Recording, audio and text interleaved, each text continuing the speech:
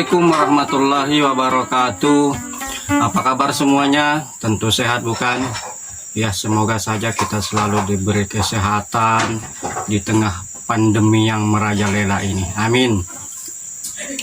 Kembali kali ini saya membahas masalah yang begitu aktual di negeri ini, yakni tentang bagaimana reaksi masyarakat terhadap vaksinasi COVID-19. Tentu banyak yang menerima dan di sisi lain banyak juga yang menolak. Dan ini fakta di lapangan, banyak sekali terjadi semacam tindakan represif lah terhadap orang-orang yang menolak vaksin ini. Sebagai contoh, bagi yang bekerja di instansi tertentu, biasanya mereka semacam diancam lah tidak akan mendapat gaji ataupun insentif, maka dengan terpaksa mereka pun menerima vaksin. Namun seandainya realita ini kita kaji dari segi data atau dari segi sisi yang lain, sebenarnya mereka itu tidak menolak, tidak sama sekali.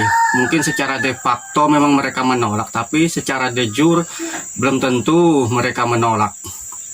Oke, kita lanjut. Begini, pada hakikatnya sebenarnya tidak ada satupun orang yang menolak vaksin ini, karena pemerintah kan menargetkan 75% dari warga negara Indonesia ini yang akan divaksin supaya membentuk sebuah herd immunity atau kekebalan kelompok. Jadi masih ada lagi sisa 25% warga yang tidak divaksin. Angka 25% ini sekitar, bila dari 250 juta penduduk Indonesia secara keseluruhan, jadi sekitar 62,5 juta penduduk. Jadi mereka yang tidak mau atau menolak divaksin ini, secara otomatis mereka merupakan bagian dari yang 25% tadi. Jadi tidak ada yang menolak vaksin. Siapa yang menolak vaksin? Tidak ada. Karena secara otomatis ini sudah diatur oleh pemerintah. Karena sistemnya sudah dibagi menjadi 75% berbanding 25%. 75% yang divaksin dan 25% yang tidak divaksin, dan dengan formula semacam itu sudah membentuk herd immunity di Indonesia. Jadi semoga saja penjelasan saya ini menjadi semacam angin segar kepada mereka-mereka yang menolak vaksin. Jadi posisi Anda itu sebenarnya tidak dalam keadaan menolak vaksin, tidak sama sekali. Karena posisi Anda berada pada 25% yang tidak divaksin tadi. Karena target pemerintah kan cuma 75% yang akan divaksin, dan itu sudah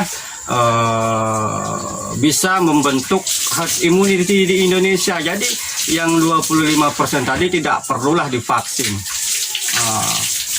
karena itu hanya akan buang-buang anggaran saja. Karena sudah saya jelaskan pada video saya berikutnya, angka dari 25% yang tidak divaksin ini bisa menghemat anggaran kurang lebih 24,8 triliun APBN kita. Jadi untuk yang terakhir kali saya kembali yakinkan kepada Anda yang menolak vaksin ini, karena posisi Anda sebenarnya telah diatur oleh pemerintah berada dalam 25% yang memang tidak perlu divaksin tadi. Jadi selamat kepada Anda yang menolak vaksin, karena Anda yang menolak vaksin pun telah dipikirkan oleh pemerintah bagaimana solusinya. Mungkin cukup sekian analisa dari saya, semoga ini bermanfaat buat pemerintah ataupun buat masyarakat Indonesia. Jadi tidak ada lagi kesimpang siuran pemahaman tentang menolak vaksin ataupun tidak ini. Jadi tidak ada lagi tindakan-tindakan semacam represif lah terhadap seseorang yang menolak vaksin. Dan semoga pandemi ini akan segera berakhir. Hiduplah mereka yang menolak vaksin. Sekian dulu. Semoga kita bisa berjumpa lagi pada ulasan berikutnya. Wassalamualaikum warahmatullahi wabarakatuh.